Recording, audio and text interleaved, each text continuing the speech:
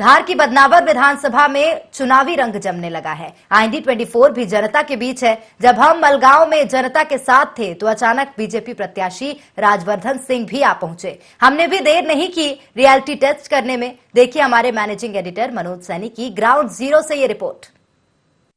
आज हम बदनावर विधानसभा में आ पहुंचे हैं, लोगों से बात कर रहे हैं, समझ रहे हैं यहाँ का मिजाज। इत्तेफाकन है कि हम जिस गांव में थे उस गांव में अभी दत्ती गांवकर साहब भी आ गए हैं, राजवर्धन दत्ती गांवकर, जो यहाँ से भारतीय जनता पार्टी की तरफ से चुनाव मैदान में है। ये बात अलग है कि 2018 में आपने कांग्रेस से चुनाव लड़ा और जनता ने मत भी दिया, चुनाव भी जीते, लेकिन वर्तमान में मंत्री है मध्य प्रदेश सरकार में और मंत्री बनने के साथ ही लोगों का वही प्यार, वही स्नेह। क्योंकि ये तो अभी पहुंचे, उससे पहले हम जनता से जब बात कर रहे थे तो वो कह रहे थे कि एक युवा नेता हमें मिला है, तो हम युवा नेता के साथ ही है।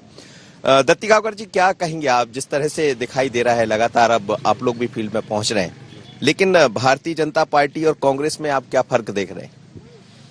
फर्क तो है, फर्क मेरे ख्याल से संगठन का बहुत बड़ा फर्क है। जब हम कांग्रेस में थे तो ये सभी लोग मेरे साथ कांग्रेस में भी थे, सब कुछ हम ही करते थे। मतलब पूरा संगठन का संरचना भी हमें करनी पड़ती थी, व्यवस्थाएं भी हमें करनी पड़ती थी। हमारे जिला कांग्रेस के अध्यक्ष, उन्होंने कभी 15 साल में हमने चुनाव लड़े, सब लोग को पता है, उनका कभी हमें सहयोग प्राप्त नहीं हुआ। उल्टा ये होता था कि वो हमारे खिलाफ काम करते थे। तो ये हो जाता था कि हमें तो दो जगह लड़ना पड़ता था। हमें कांग्रेस के अंदर जो संगठन हमारा विरोध करता था उससे भी लड़ना पड़ता था, और हमें डायरेक्टली जो तब सामने लड़ते थे वो लड़ना ही पड़ता था। जैसे कल हमारे सम्मेलन है तिलगारा में, कैलाश विजयवर्गीय जी आ रहे हैं। अब मैं कांग्रेस में होता तो मुझे पूरे टाइम वहीं लगा रहना पड़ता, सब कुछ मैं निश्चिंत हूं, मैं इन लोगों से मिल रहा हूं, संगठन वहां अपना काम कर रहा है। लेकिन एक 2018 में जब आप जनता के सामने जा रहे थे तो पंजे का आपके सामने निशान था और उस पर आप वोट मांग रहे थे। अब कमल का निशान आपके सामने, 18 महीने में बहुत कुछ बदला है, तो लोगों के पास जब पहुंच रहे होंगे ये कहने की अब कमल पर वोट देना है, ये कहीं कुछ अलग नहीं लग रहा है? मैंने तो बैलगाड़ी से शुरुआत करी थी।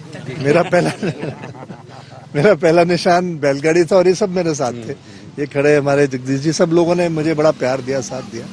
फिर उस वक्त मेरे पिताजी का स्वर्गवास हुआ 2002 में, और उससे करीब 6 महीने पहले माधवराव जी सिंधिया का स्वर्गवास हुआ। तो 6 महीने का अंतराल रहा।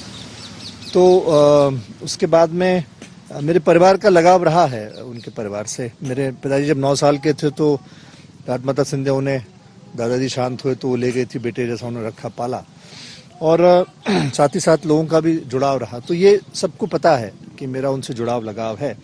और हमारे यहाँ पे पिछले चुनाव में सभी नेताओं ने हमें एक वादा किया था कि इस बार बदनावर विधानसभा को हम हिस्सेदारी शासन में देंगे।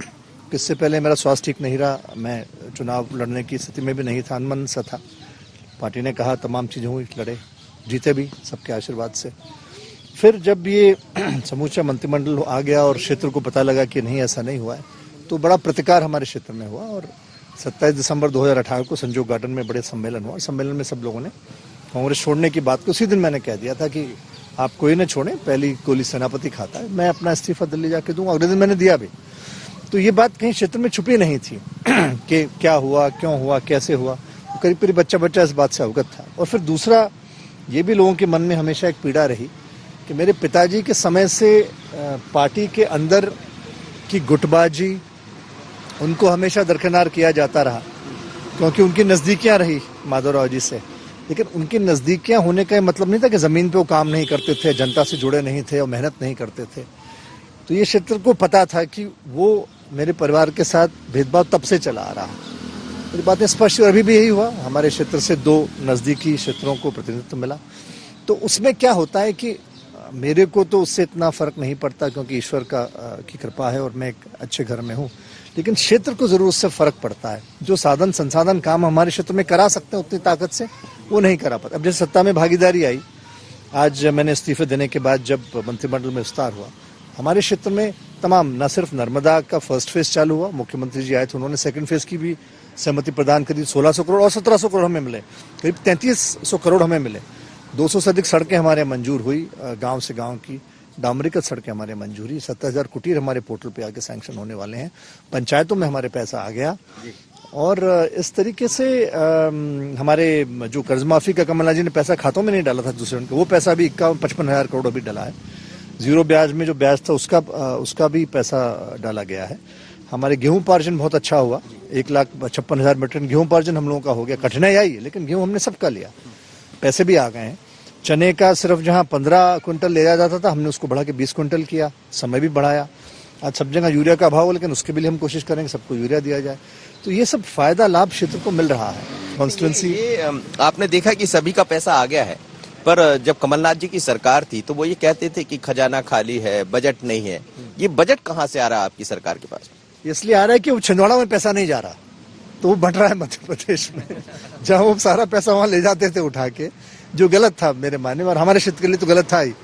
तो अब वो पैसा समदृष्टि से बंट रहा है। इस बार क्या और प्राथमिकताएं रहने वाली, चूंकि अब आप फिर चुनाव मैदान में जा रहे हैं? 2018 में आपकी अलग प्राथमिकताएं रही होंगी, हुआ नहीं वो, इसीलिए आपने पार्टी को छोड़ा भी जनता के कहने पर।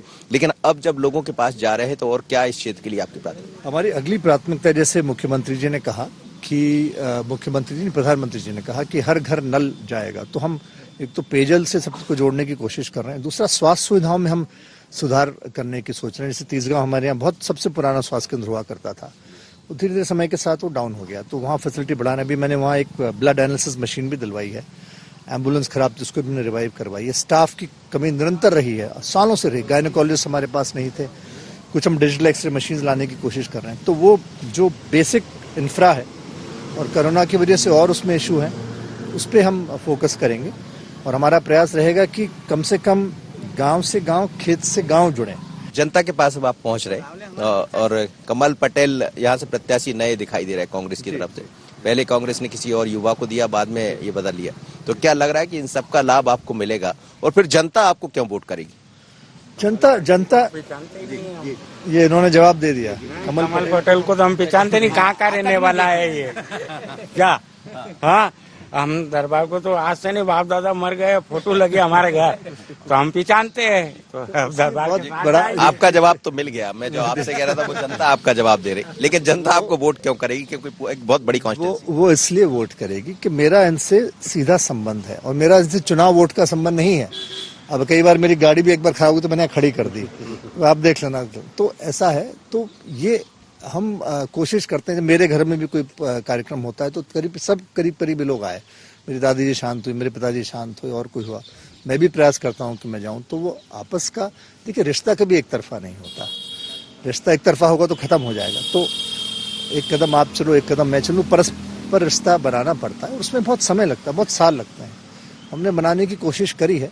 और फिर क्या होता है, जब आपका उद्देश्य एक है, इनका और मेरा उद्देश्य अगर एक है, तो हमारे में तकरार की कोई जरूरत ही नहीं है, हमारा में झगड़ा ही किसी बात का नहीं। अगर हम दोनों ही एक चीज को लेके चल रहे हैं, एक सोच रहे हैं, अगर मेरी सोच और इनकी सोच एक है, तो फिर मतभेद नहीं, मनभेद नहीं, तो मतदान तो फिर बहुत छोटी बात रह जाती है। फिर तो ये कि हम एक टीम है और हमारा एक उद्देश्य है और उसको हम मिल के पूरा करना है। तो ये माना जाए कि यहाँ रिश्ता किसी पार्टी का नहीं है, यहाँ रिश्ता आपस का है। उससे बहुत बढ़कर है, उससे बहुत बढ़कर है। मतलब आप मान लीजिए, मेरी उम्र 54 साल है, इनसे ही संबंध है, इनके पिताजी से हमारे संबंध है।